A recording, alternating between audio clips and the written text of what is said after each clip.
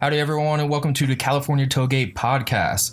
I'm Dangles here, your host, and this week join us for another shit posting of another car show. Instead of the glorious Nippon audio show we talked about last time, now we have an actual insider into SEMA.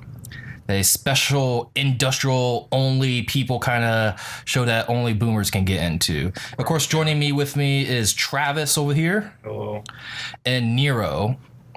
Hi. Yeah. I think first we should talk about Travis's new car. Oh, yes. Travis, tell us all about your fucking FD, huh? Yeah. You got an FD. Yeah, you got an FD. Yeah, tell us about your FD. It's FD. 13B rotary, of course. Twin turbo. It's pretty nice. Hey, Travis, how about you talking to the fucking mic? Yeah, there you go. Perfect. There you go. Keep talking. It's an FD. Mm-hmm. Twin turbo. Twin turbo. 13B, of course. 13B, yep. Yeah. How many rotors? Two. Two rotors? Mm-hmm. Two rotor. Two rotors? Mm-hmm. How many turbos? Oh. He said twin turbo, dude. Yeah, twin turbo, yeah. Is it twin turbo or the twin scroll turbo? It's just a turbo. Let's just say it's turbo. Turbo, just turbo? Let's make it simple. One turbo. Just one. I just removed the other turbos. How much did you pay for it? I paid $55 for it. 55 Yeah. for an FD? Yeah, it's only the front half, but it works. Front half. Front half of the FD? That's all that really matters. It's front wheel I mean, drive. I saw it. You pulled up in it. How'd you get an FD that cheap? You know, it has some heating problems and overheating problems, and that's not really good for rotary, and it's not a rotary, and it's not a FD, but What? What was that? Can you say that a little bit louder? No, I think you guys probably misheard. You know, it works. It gets from A to B. It's a rotary. It's a FD. It's a not FD, 93. rotary, 93 FD. FD. Mm-hmm. That makes perfect sense, yep. I think he's retarded today. Yeah, I mean, I think Travis might have came down with an extra case of retardism today. Yeah, botulism. Botulism. Caught a case of botulism retardism. They injected the Botox into his brain. They're making me drink way too early. It's like I'm 3 making you a.m. right drink. now. What? It's like 6 p.m. It's 6 o'clock right now.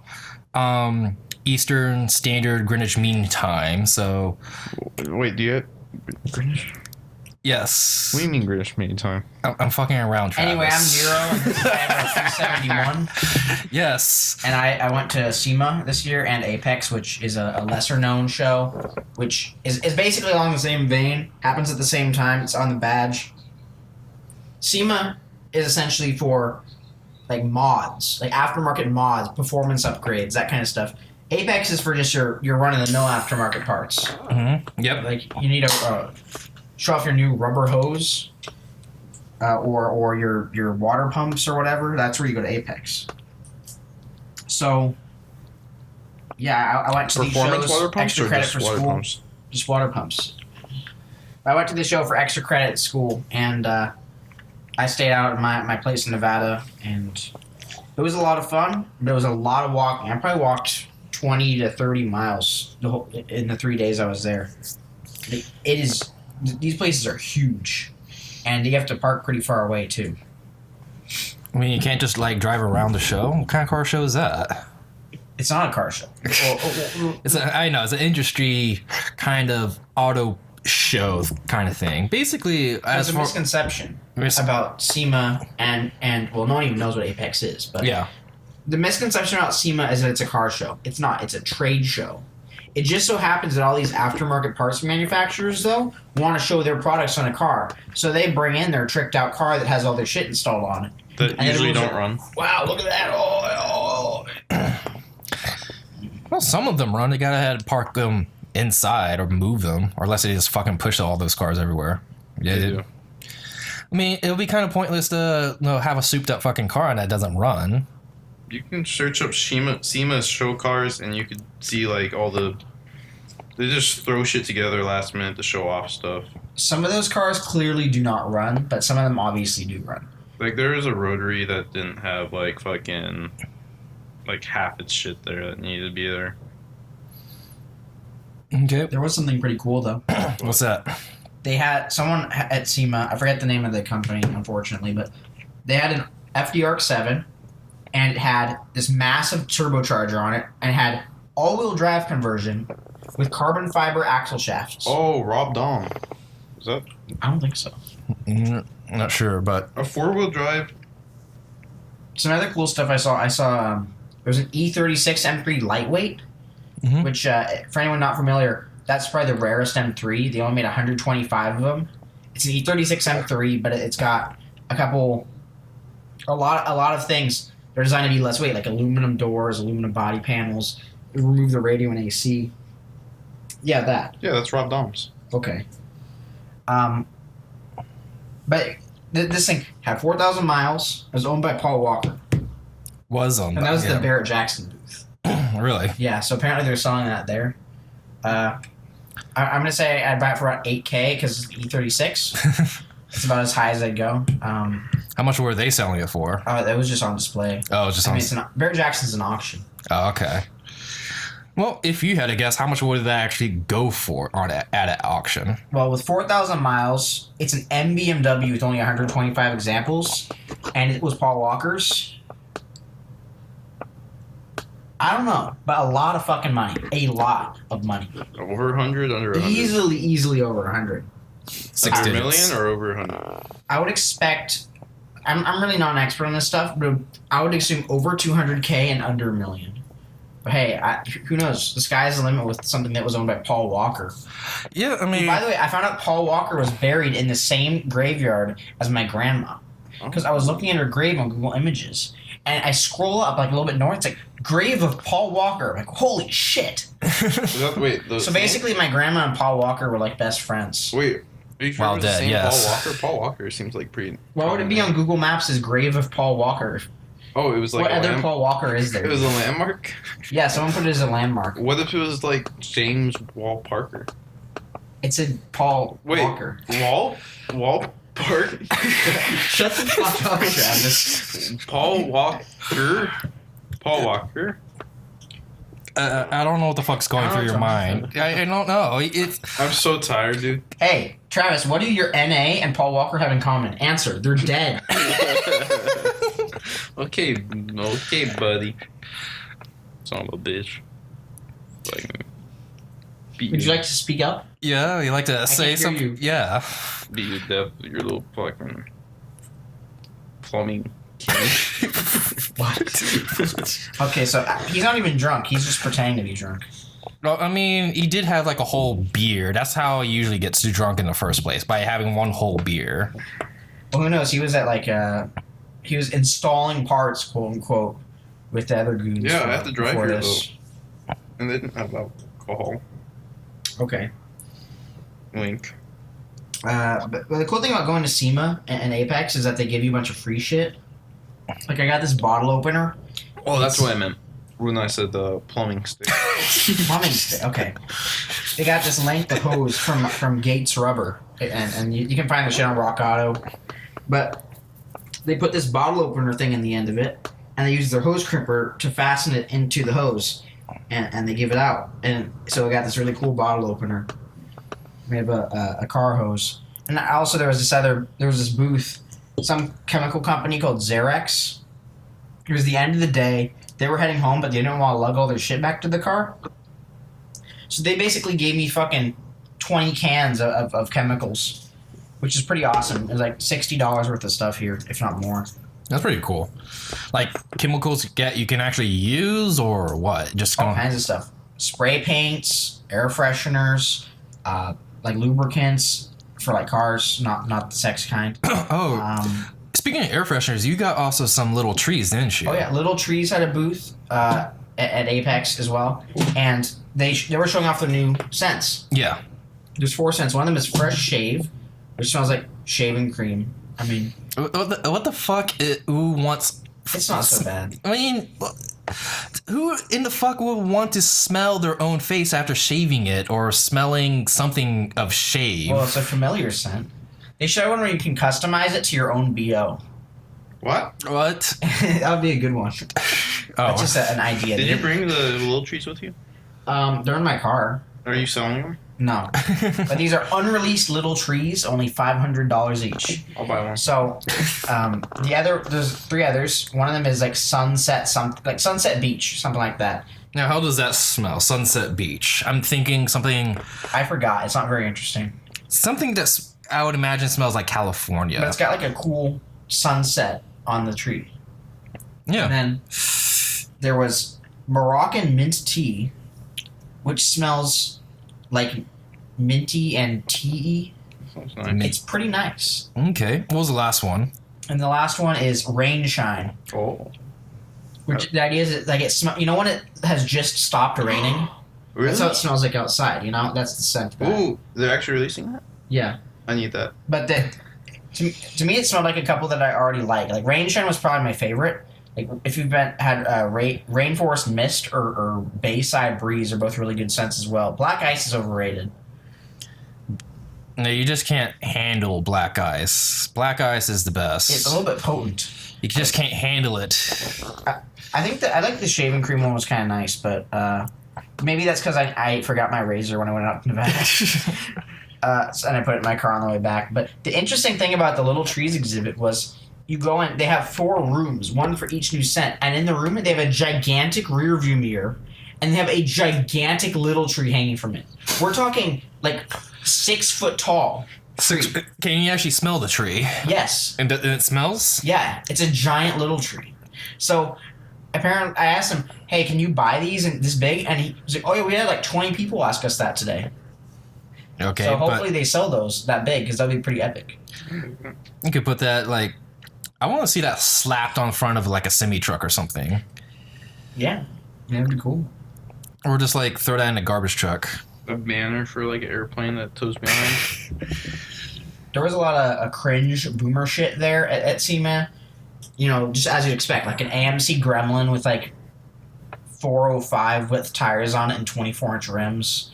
Just kind of sticking out past the body, that kind of shit.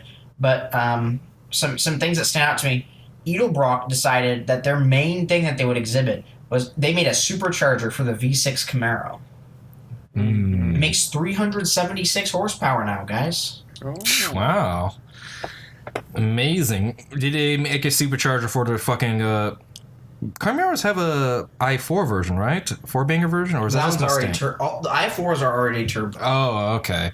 I don't really pay attention to those tiny i4 Mustangs because that seems kind of contradictory to what a Mustang or a Camaro should be. The EcoBoost is pretty good, but it's an affront to Mustangs. I agree.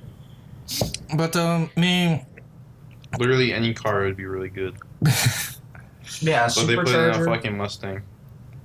for the V6 Mustang. V6 Sorry, Mustang. Camaro. Camaro, yeah.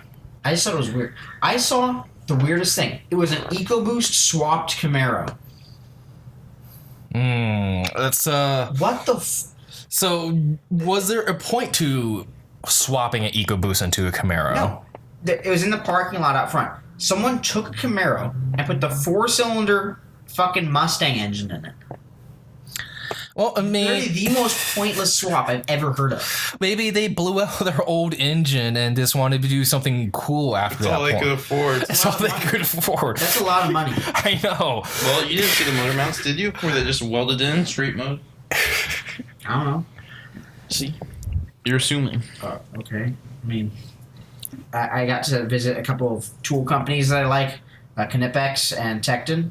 Tecton's like a sort of budget company, but their stuff is good and it's made in the USA. Mm-hmm. Like everyone talks about, oh, I like to get tools that are made in the USA, but then they trash talk Tecton, who is making a high quality product right here, and In they America. go and buy their Snap-on bullshit, which in torque tests on their wrenches has actually been shown to be worse than Tecton's. And they gave me a hat and like a sticker, which was nice. Put it on my toolbox. And then Knipex, 130-year-old manufacturer of pliers from Germany. They've come up with a couple really innovative designs. Got some stickers from them. And it was cool to be able to try out these products I was thinking of buying at some point as a mechanic. Mm-hmm. So, I mean, if Tekken is like actually making decent stuff and they're American, they should, we definitely should support in that regard. But I mean, Snap-on was there, and I'm guessing Harbor Freight was there as well. Yeah. Anything interesting from those booths? Snap-on's such a fucking meme. Like, how much is it for like a wrench? Like $200 or something? it depends. It's pretty expensive. Snap-on was like more interested in showing off their alignment machine than anything else. Oh, did they make a new alignment machine? I guess so. I mean, I couldn't be fucked to care. I don't like Snap-on because I just don't like Snap-on. It's like it's like the supreme of tools. I know when I first moved here to California, I didn't even know what the fucking Supreme was. Then I hear people actually line out the door for like midnight releases of Supreme, I don't know, duffel bags and shit like that. Is that like a California thing or something that Zoomers like to do? I think it's what like It's a Zoomer thing. normies like to do. It's a normie thing? It's like a normie thing. Yeah, you're right, because it's not really bound by age. It's just people that want to be like, spend a shit ton of money on clothing. It's also kind of like a I can make money by buying this and reselling it thing, which I don't know how true that is because I don't care, but... Yeah. Well, yeah, this is not the podcast to talk about fashion. Harbor Freight, though, they had their new Icon line of tools and toolboxes. And if you're not familiar, Harbor Freight decided they're going to try to attack the tool trucks with their Icon line. It's supposed to be tool truck quality tools. Mm-hmm. But in reality, from what I can see, they're not much better than the regular Pittsburgh stuff. Okay. And they're a lot more expensive. So they've had a lot of recalls on the ratchets already. Mm-hmm. But the sockets looks pretty nice. And the wrenches look pretty nice. The ratcheting wrench's mechanism feels good, but the regular ratchets do not. I remember. Torque wrench is a huge improvement over the Pittsburgh one. Okay. Because the Pittsburgh one has like 4 teeth, and this one has like 90. Mhm. But overall, they had some SEMA exclusive coupons, right? I was like, wow, that's pretty epic. But then they emailed them out to everyone. and there's no way they could have known I was at SEMA and emailed them to me. Yeah. Like, they just emailed it out to everyone. So they're not SEMA exclusive coupons. And I'm pretty sure I've seen those prices before in previous, coupon books. Yeah. Except they had jack stands for $17, which is pretty good. I don't know. I looked at some of those prices. I'm like, that doesn't really seem like much savings. Yeah. It's like it doesn't make me want to run out the door or go buy them. I just thought the jack stands deal was pretty good, though, for 2 jack stands for $17. I mean, how much capacity do they have? 3 ton. 3 ton, like each or total, both? I never understood the jack stands if they meant. I don't know. If the tonnage meant like per stand or like per pair. Well, okay, here's the thing. If you have 1 jack stand on the car, 3 wheels are on the ground. If you have 2 jack stands on the car, 2 wheels are on the ground. So Yeah. it doesn't really matter. Yeah, it's true. I mean, I got jack stands that are like rated 3 tons each, and I have a Miata, so whatever. Those are the aluminum ones? They're Duralast. Oh. Duralast. I don't know if they're aluminum or I think they're solid iron. So I know at least the actual stand parts are solid iron. But I mean, other things at the SEMA, like I said, is a trade show, Harbor Freight, and all that. Anything else interesting? I heard you mention before that a shit ton of supers were there. Oh, yeah. So there was okay, so we all know the new Supra is like a big meme. It's a BMW Z4, but all the Norman car guys are like, oh, Supra, bro! So there was over 100 Supras there easily. There was a Supra, no matter what direction you looked. Mm-hmm. Every single damn company had a Supra that said their fucking name on it, or was just tricked out or something, and not a Z4 in sight. That's interesting. Toyota had their own booth. I can understand them having Supras there. Yeah. And they had some pretty cool looking stock ones with a big wing. They also had TRD Camry and a TRD Avalon. And it was like they said TRD Avalon Pro. This thing looked like a race car version of the TRD Avalon. Mm-hmm. But I don't know. Seeing all that stuff from Toyota in one place, it almost looked like they were making a comeback in the sports car world. But then you think about it, it's like, we got 2 front wheel drive sedans. Yeah. With some power, which I do like those. And then we got a BMW with a Toyota badge. I mean, like a Camry TRD sounds cool. Now they just need. Oh yeah. I mean, yeah, but I wanted to see them do what they did with the Corolla and make a hatchback TRD version of a Camry or something like wagon. that. Wagon would be cool too. Be interesting to have like a hot hatch Camry or hot hatch Corolla. The previous Camrys and Corollas, at least in the 90s, the wagon versions were there. Yeah. Wagons don't sell well in America. Did you know 97% of U.S. wagon sales are the Subaru Outback? Makes sense. Yeah, I heard. Heard not exactly 97%, but like majority of wagons are Subarus. The other 3% of current wagon sales is like that Buick Regal wagon, which is nice. That's the one with wood paneling on it, or is that the? No, that's the Roadmaster. Roadmaster, yeah. I'm talking new car sales current year. Yeah. 97% are Subaru Outbacks of wagons. But they have a Buick Regal wagon, which is nice, and they have like those Audi wagons, and that's about it, really. Yeah. It's unfortunate that wagons aren't really that popular, but I guess with crossover these days, it kind of got pushed out by them. Yeah. Because a crossover, I guess to the consumer does pretty much the same thing, except it's bigger and looks safer as well. It's basically like a smaller SUV or a bigger wagon or whatever. Thus, crossover. But we're not here to talk about fucking crossovers. Where are we? Where were we? Yes. Supras and shit. Surprisingly, none of the Supras had their hood open. I didn't see a single one with its hood open. I'm just realizing that now. I don't know why that is. I'm not going to make any speculations on it. But because you can see all the BMW parts under it. Yep, sounds about right. Yeah, you'll see all the BMW badging say BMW on the fucking engine, BMW on the pipes and tubes or whatever fuck is under the hood. BMW on the hose clamps. On the hose clamps, yes. But another thing I saw is there was a lot of Jeep Gladiators, the new Jeep pickup truck, and there's a lot of modded out ones. There's a few stock ones, and I think that thing's pretty damn cool. I mean, when was the last time we had a pickup truck that was actually made for off-roading? I mean, I guess the Ford Raptor. Yeah, the Ford Raptor. I believe Chevy and Ford do make their special edition or premium pickup trucks that go off road. But the Ranger and the Tundra and the Titan. Define meant to go off road because the Tacoma and stuff could still go off road. We're talking a real purpose built off roader. Yeah, but I mean, you have to modify a Tacoma to really take it off, do rock crawling and stuff. Okay, yeah. So in that this sense, thing has a better angle of attack and departure than any other truck on the market. Okay. But they look really good modded out. I mean, I'm excited. I've seen them in Hollywood too. All in all, I think it's a cool truck. Well, the thing is, it's Jeep quality though, and the thing is, Jeep in the past decade or two haven't been really known for the reliability or quality.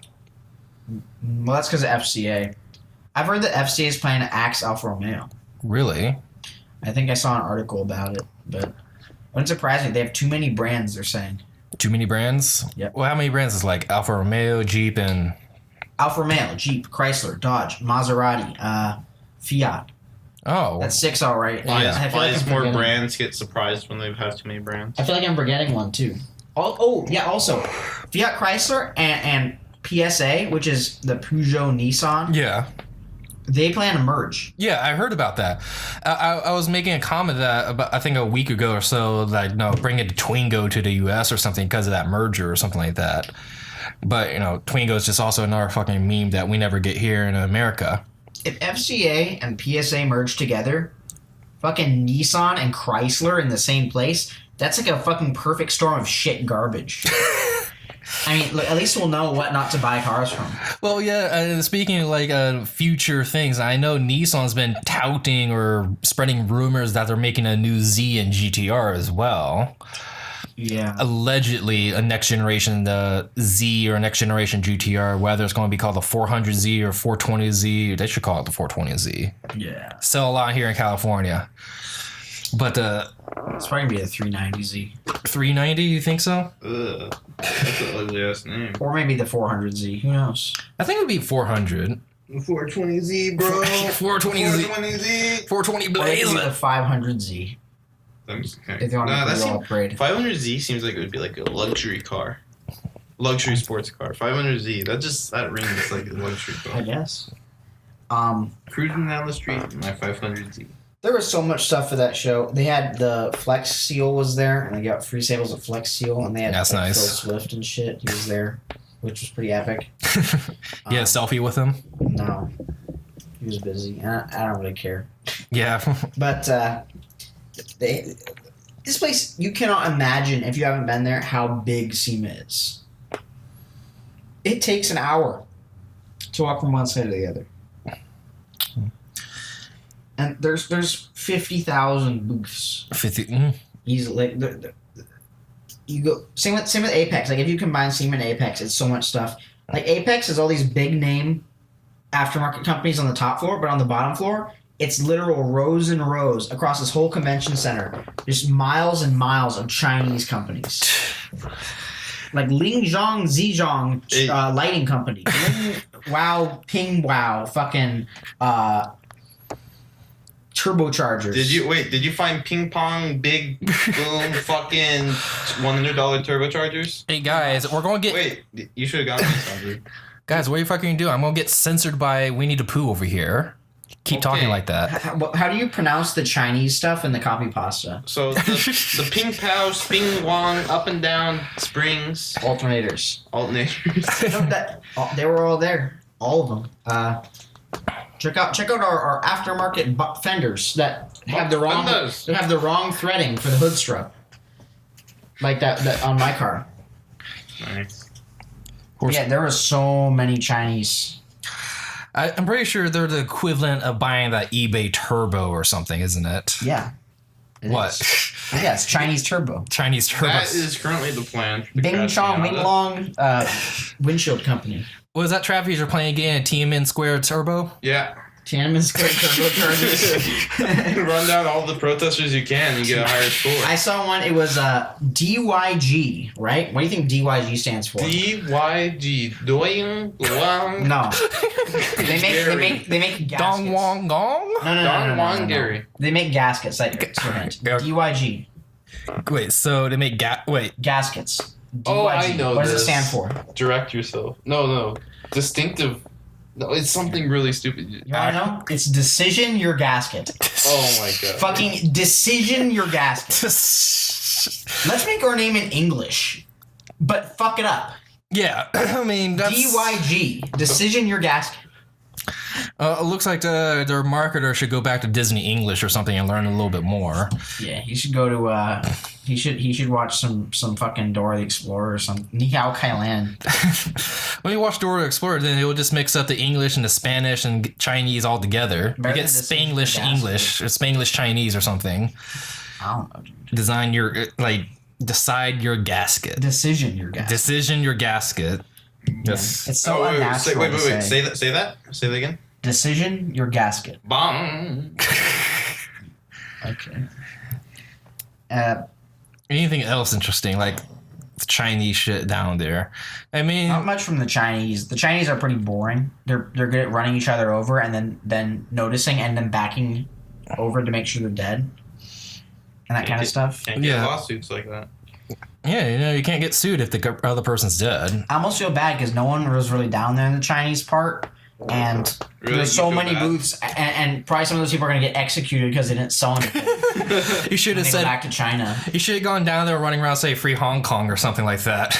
Oh shit, that's not a good idea. What the fuck are they going to do? You're in America. Fucking You get extradited to fucking China. You get kidnapped by Chinese spies. kicked out. I don't know. Welcome to China. If you can name an aftermarket company, they were probably there. I saw Trick Flow, who manufactures heads. They had all their heads on display. Mhm. A bunch of Chevy and Dodge shit, but 4.62 valve heads. That's a Crown Victoria engine. Those damn things had 130 horsepower because it's completely redesigned from the ground up to flow as well as possible. And it was cool to actually see that they had a product that would fit my car at SEMA.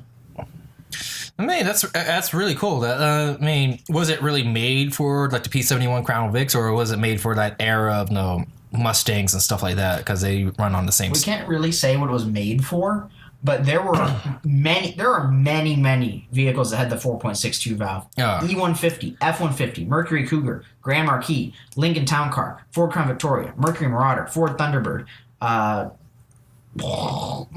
There's a ton of them.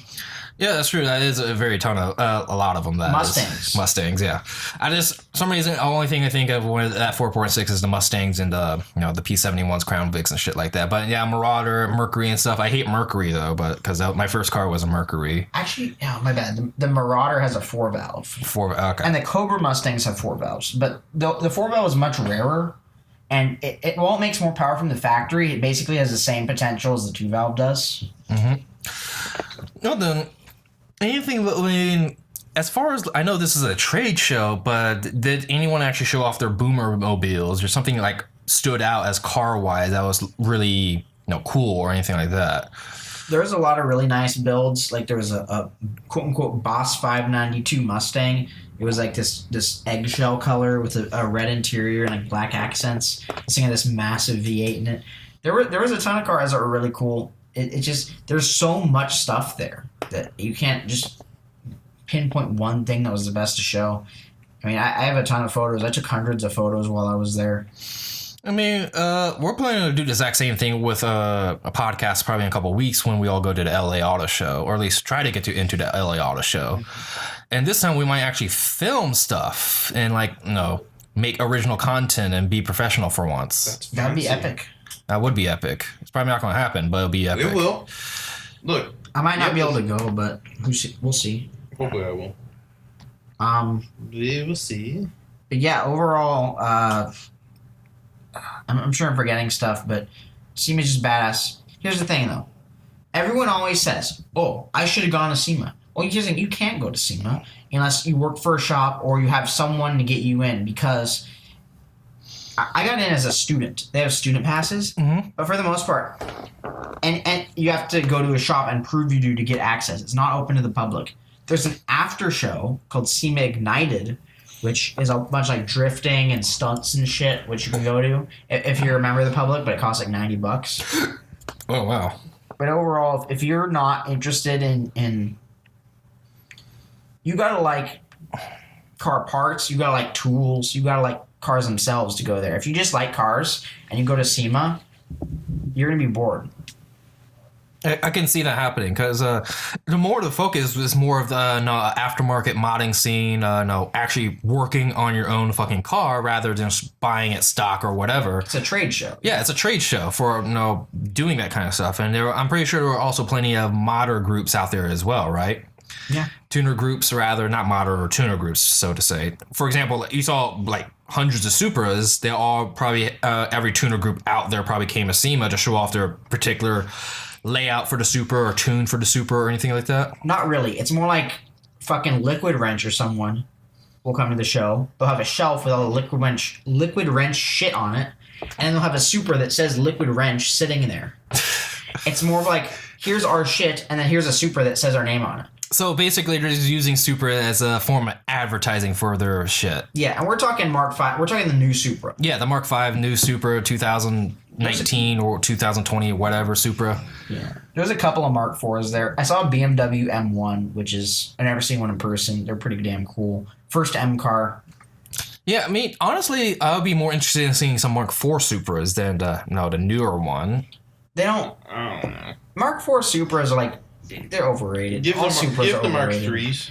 I mean, I like Mark IIIs, though. They're all overrated. They're Honestly, that's true. shit. I'd rather be driving something other than a Supra. The AE86 and the Supra are both fine. But they're not fucking god machines like really everyone says. You can make anything with a god machine if you have enough money. Oh, but you don't need that much money to make them into a god machine. Well, when the car is fucking 60 grand, you do.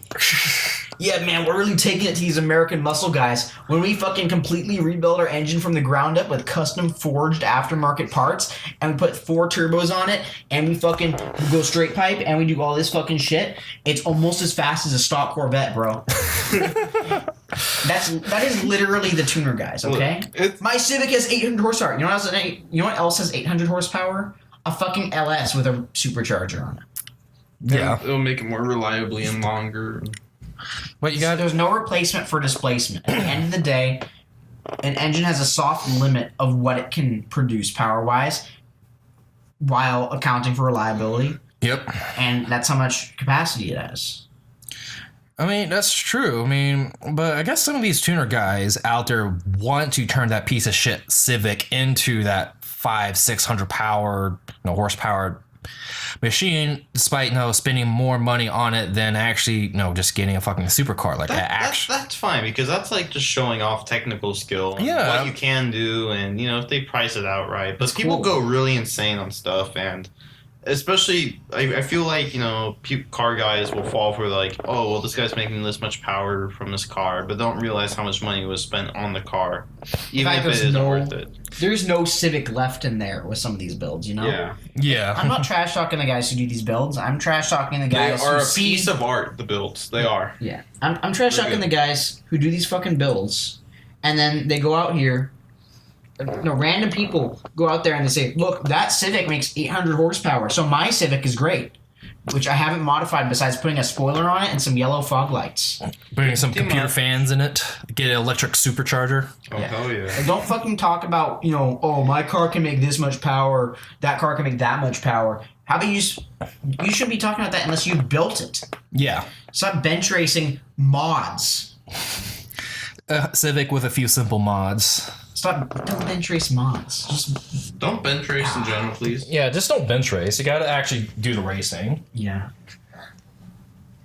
Because we all know why there was that many Supras there, and that's because all the dude bros are like, oh, Supra! Oh! Dude, I'm sure I would have been tired of seeing that like Supras. Yeah, it was overkill. I saw there was some cool stuff though. I saw old Jeep Wagoneer, some off-road style Porsche 911s. Oh, that's pretty cool. It was nice. There was a Volkswagen Scirocco that had a ton of stuff on it. I couldn't tell you all what was done to it, but it was sick. I just took so many photos. I mean, I'm almost fatigued just by having gone to the show a few days ago. Well, I mean, speaking of no mods and aftermarket, did you see actually any of those bullshit aftermarket things like electric turbochargers, so to say, or those electric induction things? No, Not really. But K&N was there, so kind of. K&N was saying their cold air intake could make a 2017 Corvette ZR1 produce an additional 45 horsepower. With their cold air intake. Are you fucking kidding me, guys? A Corvette ZR1, the top trim Corvette, the super crazy race model, it makes 800 horsepower already. Yeah. You guys say your fucking intake can add 45? That's a goddamn lie. Oh, but our secret is our special filter oil. No, it's not. What the fuck is filter? You scam retards. What is filter oil? When you have a K&N, you have to get this gay ass filter cleaning kit, and then you spray the filter cleaner on there and wash it in the sink, and then you put the oil on each of the little frills. But it's actually just automatic transmission fluid. I mean, K&Ns are a scam. I have one on my 3 Series, but I didn't buy it. The previous owner did. You put them on some cars, they'll reduce the amount of horsepower. I mean, that kind of makes sense. To me, at least, because I never understood the idea of adding a cold air intake in the first place, because most of these intake boxes have maximum intake already. Must sound. Yeah. Must sound. And also, these cold air intakes, right? A normal intake sticks forward into the bumper. Yeah. There's a little hole. There's a hole, and it sucks air in, and it goes to the engine, right? Yeah. K&N, quote unquote, cold air intake is not intaking cold air. It's taking most of the air in from the engine bay. Yeah, I mean, I have never seen a car where the intake is right next to the fucking engine itself, taking all the hot air. Like, if you look at any intake, that cold air is usually at the very front, near the front end, or like right on top of the wheel or something like that. That's not where you want them. If you're gonna have a real cold air intake, it should be like down in the corner of the bumper. And I've seen that, like some Dynon intake kits for BMWs. Yeah, I mean, if you actually extend it and make it where it actually intakes cold air for one, then that makes sense. But most of those just replacing the box with this little, I don't know, omnidirectional filter thing, which I imagine is kind of a, I don't know, kind of a hassle to change, or I'm thinking it gets dirty really easy or something. Do. And here's the thing. Those K&Ns, we have increased airflow. You know why that is? Because it filters less. It's a fact. I mean, there's just... It's dumb. I don't like K&N. Did it show off anything else retarded that time? K&N? Yeah. All the stuff they had on display was just their filters, but that was the most outrageous claim I saw. What were those electric wheels you were showing? They had there was this company called Orbis, and they are making a unit. It's a wheel. It's an absolute unit. It's a wheel with a brake built into the wheel and an electric motor built into the wheel. Mm-hmm. So the idea is you can just slap this thing on any car and make it all-wheel drive and a hybrid. Yeah, I wonder how, because all-wheel drive, it has differentials and such. Do the wheels talk to each other and for slip and stuff? Well, I'm sure they do. There was a bunch of questions I could have asked the guy, but I didn't. But they were showing they had a Civic Type R. Mm-hmm. They took the rear wheels off, put their units on them, and it was now an all-wheel drive hybrid that was 1.7 seconds faster to 60. Damn. Wow, that's pretty good. It's not in production yet, but also I'm hoping it will be, because that would be the coolest thing to have. Really update any older car. Probably $1,200. And it's a non-permanent. Shit ton of money. Yeah, that's actually like a really cool. Like I wouldn't even call it a mod, because you can always just easily take it off. Or, I mean, I guess it is kind of a mod. But the thing is, like turning any like front wheel drive or rear wheel drive car into an all wheel drive with electric motors with instant torque to those new wheels. I'm just kind of curious how it actually hooks up to your electrical system. Or well, you will need to install some batteries and some big cables and stuff, because that's just the nature of it. California bans electric wheels. But let's look at from the off-road side of things. If you have this, you no longer need axles, and you don't need a specific hub for your brake because it's fixed to the wheel. There's options that are opened up. You can make some really crazy rock crawlers, I'd imagine. Yeah, I mean, that is actually super cool and interesting. I mean, imagine putting that on your, like, Miata. All-wheel drive Miata. Or a Crown Vic, or a Civic, or anything, that you could. WRX swap the Miata. Get like a... What's a really cool car that's front-wheel drive? The Tercel. Yeah, sure. That's not cool. And most of them are all-wheel drive already. Four-wheel drive. Let's get an actual cool car that's front-wheel drive. Civic hatch. CRX. Civic hatch, get your CRX all-wheel drive hybrid, boom. And now it goes fast as fuck. Yeah. And you can save gas in the city because you can set it to only use the electric power. Well, the only concern I have is like how much weight does a battery or adding batteries would make for the car, because that could add a lot of weight to it, like a couple 100 pounds easily. It could. You'd have to be selective about how you set things up. Mm-hmm. And it's going to add weight to the car, but the wheels units themselves, they're pretty light. Okay. That's definitely super interesting. I just think everyone here should be keeping an eye out for that. This at least something that's cool that's coming into the future. That is something that can apply to any of our cars. But as far as every other thing, I'm surprised you're not seeing a lot of those eBay bullshit aftermarket things besides the K&N thing. But no, I guess K&N. All the eBay brands, the bullshit brands, were on the Chinese floor because they're Chinese. Yeah. And no one cares because they're Chinese. Yeah. And they don't have a car because they're Chinese. So no one's down. Yeah, that's true. All the Chinese shit no one cared about, and that's probably the smartest thing boomers have done in quite a while. I was Ignore at them. the Redline booth. Redline oil. Redline. Good shit. stuff. I was like, oh, here's the display of all the Redline oil products on the shelf. So I take a picture of it. And there's this guy who's sitting at the table nearby, and I kind of caught the edge of him in the picture, but I wasn't taking a photo of him. Turned out, I forget his name. He was the 3-time King of Hammers, which is like an off-road race, world champion. So I take the picture of the Redline oil, and he's like, oh, you want an autograph? I'm like, what? I didn't even notice him. I wasn't even looking at him. So I got an autograph from this guy. I have no idea who he was. At least it was a free autograph, let me right? ask you a question. You see the Royal Purple booth there? Royal Purple actually did have a booth there. They had, but Mobile One would be glad to explain to you what their different oils do, how they are better than their competitors' oil. Royal Purple's like, yeah, bro, it's purple. Oh, just like all the people who buy Royal Purple. Purple! It looks used already. Fucking Tez is so retarded. You know what Tez did? James, who's on our podcast. Did we talk about this last week? For a couple episodes. We're going to bring it up every week until Tez actually shows up for the podcast and defend himself. That sounds good. I don't fucking care. He's trash talking Bosch. A company with decades of experience making everything from filters to power tools to ECUs for cars. Just so much experience, so much, clout and just absolute success. And he's trash talking them, saying their products are bad because he forgot to put the fucking rubber seal on his oil filter. He put it on his car, started up, all the oil sprayed out. Yeah. And it was a Bosch filter. That's their fault, guys. Not because Tez is retarded.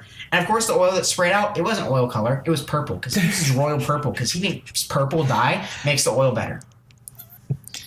Does Royal Purple make a filter to go with their terrible oil? Or rather, not terrible. I won't say it's terrible. More like their overpriced oil. If you go see, I think Project Farm, you will see that Amazon Basics oil stands up to torture tests better than Royal Purple does. Yeah, I believe I've seen that video. Anyone listening to this, just look up Project Farm and look up oil test. Like, he does it with Amazon Basic, and it pretty much wipes the floor of everything else except Mobile One, except price wise. But I remember, Mobile One was like negligible and better, but it was like, $10-$20 more. So there you go. There's also a fucking 540 Rat blog. He does a bunch of independent oil tests. He said Mobile One was pretty much the best. Pennzoil is pretty up there too. Amsoil is the best, but Amsoil is extremely expensive, like $20 a quart. So okay. But in regards to your question, which I didn't answer, I don't know if Royal Purple actually makes a filter. Just make fucking oil and that's it. Yeah. In my cars, I use Motorcraft filters and Motorcraft in my Ford, and then I use Mahle filters in the BMWs. Those are both OEM companies, and I use Mobile One oil. Yeah, I use Mobile One extended life for high mileage engines or whatever the fuck it's called. That's what I use. Travis, did you change your oil yet? He did. He did. I didn't need to. He was talking about how he changed it. Have you changed the oil in your new FD yet? Didn't need to. I already got it changed. You already got it changed? Travis, They got it changed for me. tell us about what your plans are with your NA. I'm gonna blow the fucking motor with a China turbo, China fucking manifold. I'm gonna build a fucking Mega Squirt DIY. Shut up. Tell me what you're actually gonna do with it. I'm gonna put bucket seats and a fucking roll bar in it. Yeah. I'm gonna just try to fit a radiator in there first. If I can't fit a radiator in there first, it kind of fucks up the whole operation. I'm gonna keep AC though, so I can flex on those niggas without AC. Yeah, turn off AC for the VTEC boost. Apparently, Dude, what if you turned off AC and VTEC kicked in at the same time? Oh, holy shit, you'd break your neck. but I mean, I'm the only one of this group who actually turns off their AC when on the Touge anyway. Yeah, because you have a 4-cylinder. V8, you can't even tell. Travis over there turns on his AC too, and I know it's fucking hot, but I still AC in a Miata because it has a fucking convertible top, except yours doesn't. Because I got a hard top and not a fucking gay top, so Yeah, it's so gay you have to have the AC on to stay cool. I don't need the AC on. I'm hardcore like that. I turn it off so I can get maximum power. Imagine not having a comfy cruiser where you could just have AC on 24/7, cruise a highway at 4K RPM. Imagine not having a comfy cruiser where you can go up a little tongue at 1K RPM and beat the Miatas. I could do that. With the AC on. I could do that. It's a race, and buddy. then get arrested. Everyone, Little Tahunga, race time. Yeah. Mm-hmm. All right. We're going to race up Little Tahunga. I don't really feel like there's much else to talk about at the moment. No, I mean... In terms of SEMA. We talked about SEMA. We talked about APEX. We talked about Travis's FD and his Miata. Yeah, what are you going to do with your FD? Keep it stock. Keep it stock? It's daily driver. Daily driver rotary engine? What's up in Dangle's Rotary land? piston, yeah. Got any epic mods planned? No, I don't have anything epic, but Tires? Tires, no. Well, actually, I actually do need to get new tires for my Miata. I'm thinking about getting 4 new tires somewhere. You could get Yokohama S-Drives. He already has Yokohama S-Drives on it. Oh. Yeah, I think I already have S-Drives, but the tread on all of my tires are kind of fading right now, so I definitely need to get something. Travis, what do you recommend? RS4. RS4s? Hankook? Yeah, I want to try them. No one else. How can you recommend them if you haven't tried them? Because I want someone to try them. So he wants me to try them to pay all that was. I'm trying to get James to try them, but he won't. Like a tire I've tried. Yes. S-Drive. S-Drives. I don't know. S-Drives are good. Can you get Nittos in the 16 size? No. No. 17. I looked it up. Okay. I mean, you can get RS4s. Yeah, I mean RS4s. I think are like $130 each or something. They're also 200 tread wear, but they last a long time. Apparently. Hold on. Apparently. Hold on. I have Hankook Ventus V12 Evo 2s. Everyone says that tire is great. It's fucking horrible. Literally, like, extremely. Okay, it's $140 each. Bad tread life. Bad grip. There's nothing good about them, and yet everyone says, "Oh, they're the best," because their fucking tire shop said, "This is the sportiest tire we have in stock." Placebo. That kind of happened to me with my Sonic. I bought Sumitomo's. Oh no. Then I crashed a month later. Well, yeah. Well, that's because you're bad. It could be a lot of different reasons why I crashed. It could be combination of what? What was that, Travis? He just. I didn't do anything. He just. What was that? He stuck the rain pipe in his mouth. The what? The rain pipe? The rain pipe. Sucking on some rain pipes over there, are we? Sure. No, Fuck, man. no. There's a lot of things I could blame. No, particularly my bad driving is the number one thing I definitely blame. And It's because Dylan's fat ass was weighing your car. I rewatched I watched the video where it crashed. Locked up brakes into a wall. I don't know what the fuck happened. I tried turning. It looks like still locked up brakes again. I locked them up like 2 or 3 times. I don't know. no, It looked dusty on the ground, but I'm not going to blame dust. I'm going to blame bad tires and myself. APS is a nice thing to have, and I probably crashed without it. Even if I had ABS, I think I shouldn't have been on corded tires on GMR going downhill leading yeah. I mean, with a passenger in the car. yeah, the same thing. It's not a good idea, really. I mean, I can blame a million things with my car, and some of them probably did contribute to my accident. But number one thing is no driver error. No, just went too hot around a corner. But those Sumitomos definitely like wore out within a month because I just got those tires, and I thought, oh, okay, I just got some brand new tires last month, and when I crashed, the tread wear was already like halfway done. that's about normal. I mean, But, I don't know what your tread wear on them was. Your wheels were just too skinny. You had the economy wheels from the Sonic. Yeah, I mean, they were 17-inch, but they're definitely too skinny for what I was doing with them. Yeah. And another thing is, like, when I changed out, went to the transmission shop to change out my clutch and all that, clutches, what they did is when I got my car back and started driving off with it, the alignment was super fucked. Like, it was You like dropped your car. Yeah, they dropped my car and like fucked up the alignment and also fucked up the what was it called? Camber on it as well at the exact same time. So I'm assuming they also fucked up my frame or something else in it. I went to another shop because that one didn't have an alignment or anything like that. So I had to go to another shop, get an alignment done, and fix a camber on it as well to get it to drive remotely straight. But it felt like it never really drove the same way after I got that clutch job done.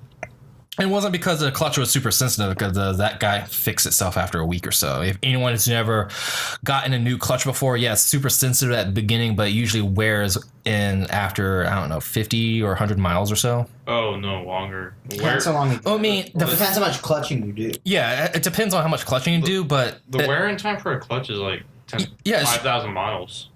It depends on who you talk to. Some people say 500, some say 1,000, but it feels normal after 100 or 200, but that's not the full, the actual feeling of it, pressing down on that pedal. Right. But the wear in usually is around 5 to 1,000, again, depending on who you talk to. But by the time I crashed, I had already driven over 500 miles on it. So I don't know, but I don't think the clutch itself wasn't really a problem. I think what they did at the shop, dropping my car, fucking up my alignment. They didn't pay you for that or fix anything or offer anything? No, I try to fight them for it, argue for it, but they pointed at some kind of bullshit policy they had and write small fine print or whatever and said they weren't responsible for it, even though they fucked it up. So I go to classic mechanic bullshit. Yeah, basically machinists. Yeah, exactly. What happened with my engine? It's pretty much the exact same thing that happened in your engine. Though, it's not our problem, or you didn't read a fine print, or some kind of other, bad practice, business practice shit bullshit or whatever. But whatever, that's all in the past. I have a Miata now. I'm much happier with it. Downgraded. That's good. Downgraded. You'd be much happier with the Crown Vic if it was manual swapped. When are we? Okay, guys, welcome to Nero's Crown Vic manual swap workshop. Bring in your Crown Vic, bring in a transmission, bring in the swap kit. Bring in the LSD for it too. One weekend, a couple beers, you're all done. Couple weekends and a lot of beers. Yeah, Just kidding. But Nero will do them. No. 2,800 a swap for labor. Nice. So hit up Nero. His Discord tag is Nero #2463. No. I think it's 5440. It's 5440. There you go. I'm gonna look at it right now. Mm-hmm. I'm not going to do that though. If you pay me $2,800, I will. I said 2,800. Yeah. I'll do that. $2,800. Yeah. 5440. That's hit him up, Nero.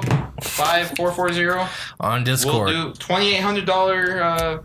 Of course, you supply all the other parts. Transmission swaps with the Vic. It's $2,800 plus tip. I'd love to swap mine. Yeah, plus tip. I'd love to swap mine. It's gonna happen. Just, so it's exactly when. $2,800 tip, beer, food. You have to house him because he's not going to work out of his own place. I can do it at my school. I finally figured out what was. I think I figured out what's wrong with the E24. I finally got the tool I needed to test the ECU. Yep. It's not firing the injectors, so seems like the ECU's gone bad. That's right. But there's good news because I can get the ECU for $150. That's pretty awesome. Better than $800, I was thinking. Yeah. Better than I was thinking like $1,000 or something. Yeah, it's a pretty simple ECU. The only thing it really controls is the injection. The one thing it was supposed to control, it failed on. Yeah.